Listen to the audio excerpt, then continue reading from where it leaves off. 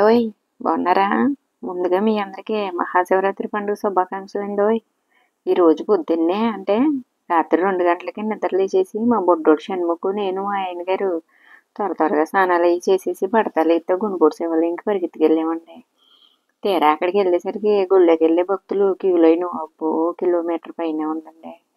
సరే ఈ లైన్లోకి వెళ్తే దేవుని చూసేసరికి కళ్ళు తిరిగేలా ఉన్నారా బాబు అని 100 రూపాయల టికెట్లు కొనుక్కొని లోపలికి వెళ్ళి శివయ్యకి హ్యాపీ బర్త్డే చెప్పేసి పావుగంటలో బయటకు వచ్చామండి.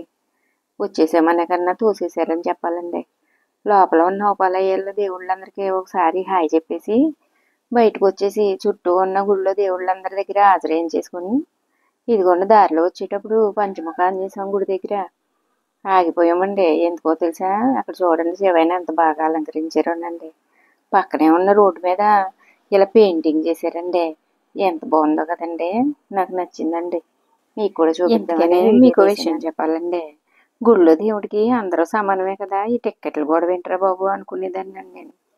ఇది వరకు టిక్కెట్ కొనుక్కునే స్తోమత ఉన్నవాళ్ళు, లైన్లో ఎక్కువసేపు నిల్చోలేని వాళ్ళు, వేరే పనుల మీద త్వరగా వెళ్ళిపోవాలనుకునే వాళ్ళు టిక్కెట్లు కొనుక్కున్నారనుకోండి, ఆ డబ్బులన్నీ ప్రసాదాల కోసము గుడి అభివృద్ధి కోసము వాడతారు కదా అనిపించిందండోయ్.